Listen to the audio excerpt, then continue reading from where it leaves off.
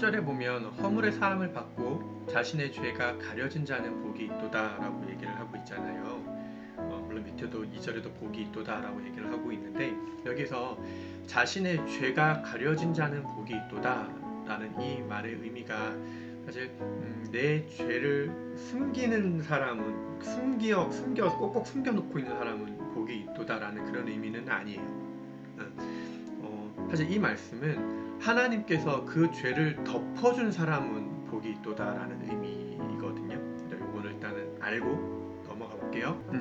2절에 마음에 간사함이 없고 여호와께 정죄를 당하지 아니하는 자는 복이 있도다 라고 얘기를 하면서 이렇게 마음에 간사함이 없고 여호와께 정죄를 당하지 하는 자는 복이 있도다 라는 거예요. 그러니까 죄를 하나님께서 그 사람의 죄를 직접적으로 묻지 않는 사람은 복이 있다라는 거예요. 그렇죠? 그 3절 4절을 보면 돼요. 3절 내가 입을 열지 아니할 때 종일 신음함으로 내 뼈가 쇠하였도다. 그다음 주의 손이 주야로 나를 누르시니 내 짠 거죠. 진액이 빠져서 여름 가뭄의 마름같이 되었도다. 내가 입을 열지 아니할 때 종일 신음함으로 내 뼈가 쇠하였다라는 이 의미는요. 4절도 마찬가지고요. 주의 손이 주야 나를 누르셨다라는 얘기는 뭐냐면 이게 1절, 2절, 5절하고 다 연관이 되어져 있어요. 결국 5절에 이제 그것들을 설명해 주거든요. 내가 이르기를 내 허물을 여호와께 자복하리라 하고 주께 내 죄를 아뢰고, 그러니까 여기서 아뢰다라고 얘기를 하잖아요. 내 죄악을 숨기지 아니하였더니 곧 주께서 숨기지 아니하였다라는 건 사실 그러니까 숨김없이 말했다라는 얘기예요. 그렇게 했더니 주께서 내 죄악을 사하셨다라는 거예요. 결국은 3절하고 4절 말씀은 내가 내 마음속에 죄가 있는데, 내가 하나님 앞에 지은 죄가 있는데 그 죄를 고백하지 않고 계속 내가 마음에 두고 있으니까 입을 열지 않고 실토하지 않고 계속 내가 그 죄를 가지고 살다 보니까 내가 번민하고 신음하고 내가 그것이 내 삶의 올무가 되어서 내 뼈가 쇠하고 내 진액이 빠져나가고 막 이렇게 되었다라는 것이에요. 그리고 그것들을 내가 하나님께 자복하고 하나님께 내 죄를 아뢰고 했더니 주님께서 내 죄를 다 사하셨다라는 거죠. 그래서 1절 말씀을 보면 허물의 사함을 받고 라는 말을 하잖아요. 자신의 죄가 가려진 자는 복이 있도다 라고 얘기하잖아요.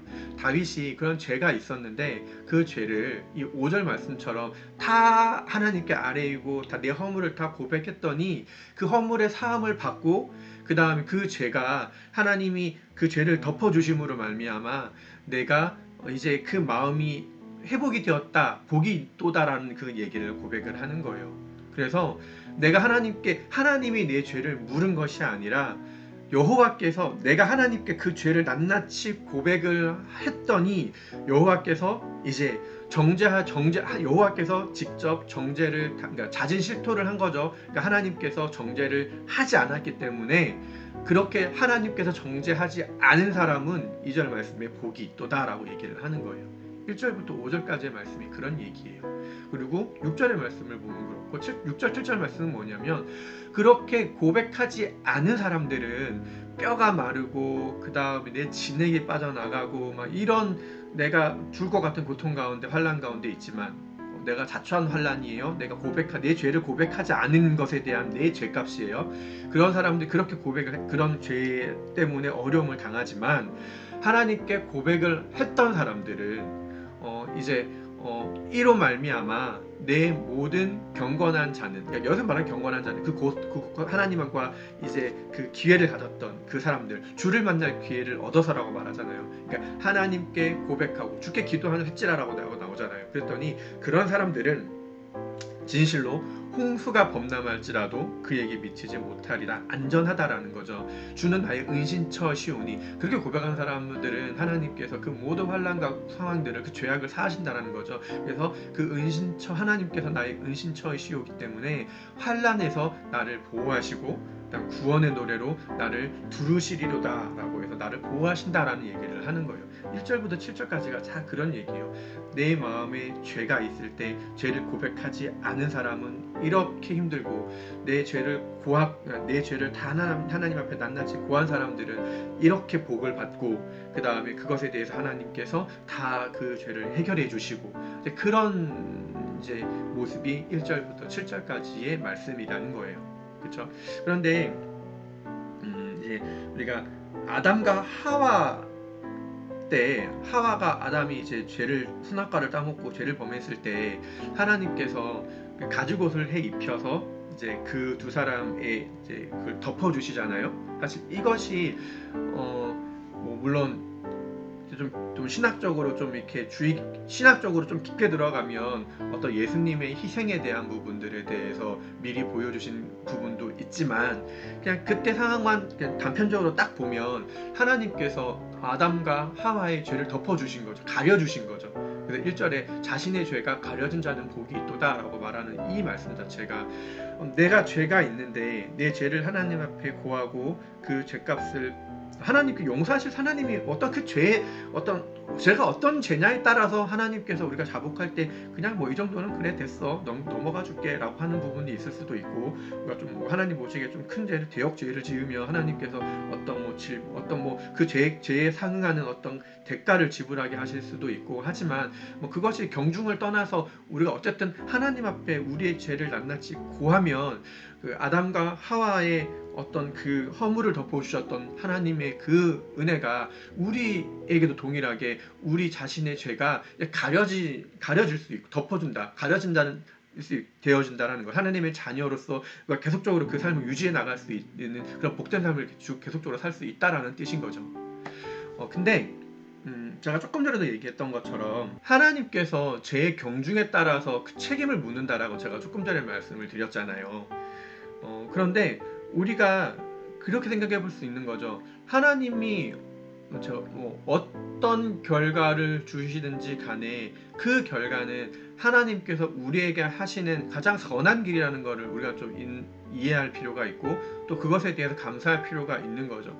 그냥 단순히 하나님께서 그래 패스, 이 정도는 괜찮아, 내가 너에게 큰 관용을 베풀어 줄게 라고 해서 넘어갈 수 있는 죄에만 우리가 아무런 책임이나 고통이 따르지 않는다라고 해서 그것이 하나님은 정말 나를 사랑하는 사람이야, 하나님은 내가 하나님께 죄를 고백하면 다 들어주시는 분이야 라고 이렇게 넘어갈 수도 있는데, 하나님께서 어떤 그에 대한 경제적인 부분, 가정의 경제적인 부분이든 아니 질병에 대한 부분이든 사업에 대한 부분이든 아니면 사람들과의 인간적인 관계에 대한 문제이든 그것에 대한 책임을 물어서 내가 어떤 시련과 어려움과 고난을 갖는다면, 그러면 그때 하나님을 원망할 거냐라는 거죠. 사실 우리 그럴 수 없는 거잖아요. 그냥 조금 전에 말씀드렸던 것처럼 그럼에도 불구하고 우리는 그 하나님을, 신실한 하나님을 우리가 기억하고 감사하고 그거 내 죄에 대해서 우리가 감당해야 될 필요 또한 있는 것이죠. 좋은 것만 주신다라고 해서 무조건 하나님은 사랑의 하나님이 아니라는 거죠. 우리에게 어떤 죄값을 묻는다고 해도 그것이 우리에게 사랑의 하나님이시라는 거죠. 사랑하는 자들에게 회초리를 들 수 있는 거죠. 그렇죠? 회초리마저 들지 않는다라면 사실 그거는 관심조차도 없는 대상이 될 수 있는 거잖아요. 그렇죠? 사랑하니까 매를 드는 거예요. 그렇죠? 그 매 자체가 어떤 문제가 나중에 우리 교사의 체벌의 문제나 육아의 학대의 문제나 사실 이런 부분을 얘기하는 게 아니잖아요.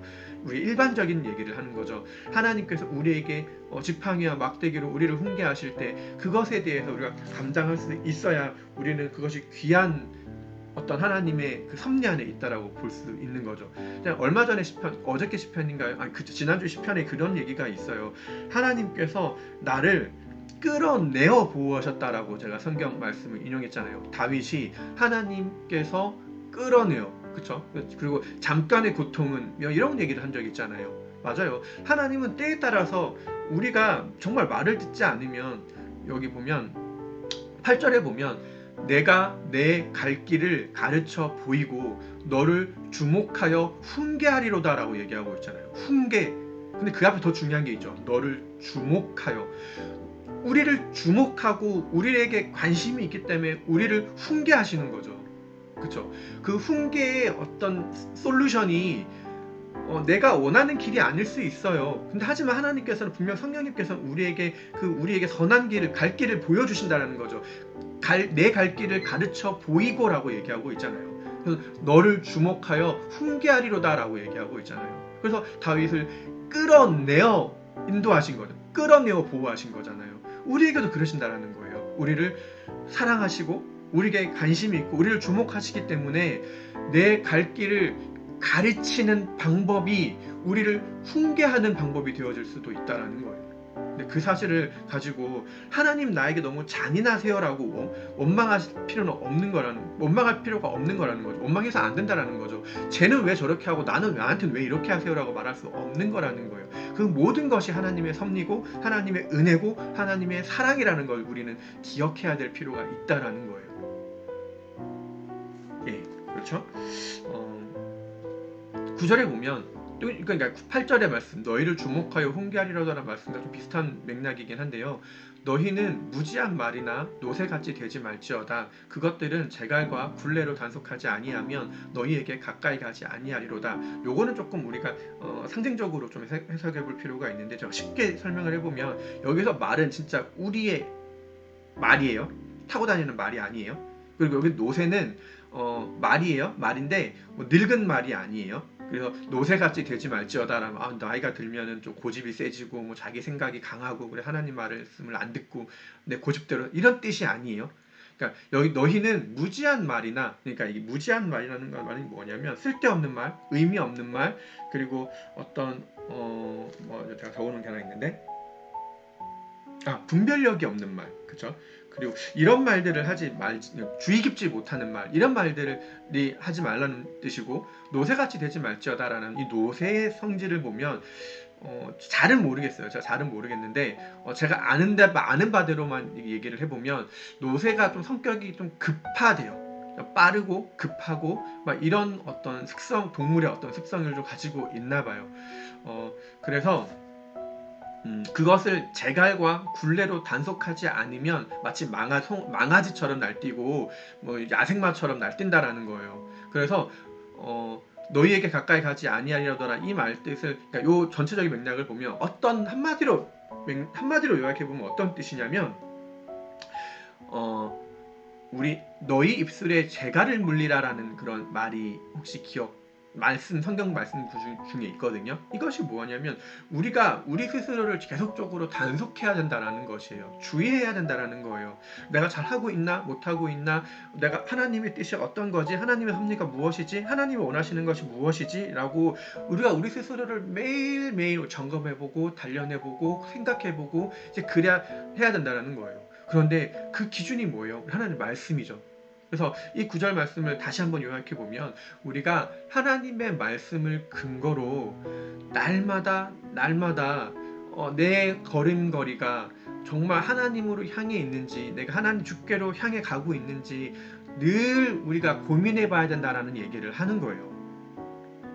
그리고 나에게 지금 처해져 있는 이 상황과 환경들이 과연 정말 하나님께서 내 길을 보여주신 그 걸음대로, 하나님께서 가르쳐 보이신 그 걸음대로 내가 제대로 잘 가고 있는 건가, 아니면 내가 하나님보다 성령보다 앞서가고 있는 건 아닌 건가, 이제 아니면 내가 지금 이 상황에서 하나님께서 브레이크를 딱 밟으시고 나를 훈계하시고 야 너 지금 잘못 가고 있어, 빨간불 경고등을 켜고 있는 건데 내가 혹시 그것을 잘 못 깨닫고 있는 건 아닌 건가, 이런 것들을 성경의 하나님의 말씀을 통해서, 그리고 이제 위에 있는 말씀, 내가 혹시 범죄한 잘못한 실수들이 있다면 그것은 또 내가 하나님 앞에 바로 고지고대로 또 이렇게 고백하고 시인하고 내 죄를 자복하는 마음으로 그렇게 살면서 내가 하나님께서 기뻐하실 만한 거룩한 삶으로 우리를 그렇게 단속해 가면서 가야 된다라는 얘기를 하는 거예요. 그래, 10절과 11절은 이제 마지막 보고 좀 마치도록 할게요. 1절을 먼저 볼게요. 너희 의인들아 여호와를 기뻐하며 즐거워할지어다 라고 하고 있죠. 마음이 정직한 너희들아 다 즐거이 외칠지어다 라고 얘기하고 있죠. 즐거워할지어다, 즐거이 외칠지어다 라고 얘기하고 있어요. 어떤 사람은 너희 의인들아, 그리고 마음이 정직한 너희들아, 사실 같은 말이에요. 너희 의인은 마음이 정직한 자들이고 그 마음이 정직한 자들은 여호와를 기뻐하며 즐거워하는 사람들이고 그 즐거움을 외치는 사람들이라는 거예요. 그런데 그 10절을 바로 그 윗절에 10절을 보면 어떻게 나와 있어요? 악인에게는 많은 슬픔이 있다잖아요. 기뻐하다, 슬퍼하다, 정 반대의 말이죠. 그래서 우리가 여호와를 신뢰하는 자에게는 인자하심이 두루리로다 라고 하고, 인자하심이 그를 보호하신다라고 얘기하고 있잖아요. 여호와를 신뢰하는 자들은, 여호와를 신뢰하고 끝까지 믿고 기다리는 자들은 슬픔이 있지 않다라는 거, 많은 슬픔이 있지 않다라는 거, 악인에게 많은 슬픔이 있으나라고 하고 있으니까 여호와를 신뢰하는 사람들은 악인이 아니잖아요. 너희 의인이고 또 마음이 정직한 사람들이잖아요. 그 사람들은 기뻐하고 즐거워하는 사람들이라는 거예요. 근데 우리 마음 가운데, 지금 우리 순간 우리 삶의 가운데 혹시 여러분들의 마음 가운데 마음에 근심이 있고 슬픔이 있고 좀 어려움이 있어요. 그렇다면 우리가 한번 내가 내 갈 길을 가르쳐 보이고 너를 주목하여 훈계하리로다 라고 말하고 있는 이 하나님의 말씀에 대해서 우리가 조금 고민해 봐야 될 필요가 있는 거예요. 너희는 무지한 말이나 노새같이 되지 말지어다 라고 훈계하고 있는 그 말씀을 우리가 한번 생각해 봐야 되는 것이에요. 왜냐하면 제갈과 굴레로 단속하지 않으면 우리는 하나님의 그 뜻을 알 수가 없어요. 깨달을 수가 없어요. 하나님께서 비춰주셔야, 말씀으로 성령으로 우리를 깨우쳐주시고 비춰주셔야 우리가 내 갈 길을 가르쳐주시는 그 길을 우리가 깨달을 수 있는 거예요. 그리고 우리 죄도 깨닫게 되는 거예요. 그리고 그것들에 대해서 자복하고 그 다음 고백하고 하나님 앞에 회개를 할 때 정죄당하지 않고 우리가 어떤 홍수의 범람 가운데에서도 우리가 안전해할 수 있는 것이에요. 그렇게 하지 못하기 때문에 우리가 초일토록 신음하고 내 뼈가 새하여지고 내 진액이 다 빠져나가는 것처럼 우리가 그런 우리 마음 가운데 마음이 궁핍한 공허함이 찾아오는 것이에요. 우리의 삶 가운데, 또 한 주간의 삶 가운데 정말 여호와를 기뻐하며 즐거워하고, 또한 우리가 다 즐거이 우리 하나님을 외칠 수 있도록 우리의 마음이 기쁘고 평안해야 되잖아요. 그렇죠? 그래야 그런 것들이 가능하잖아요.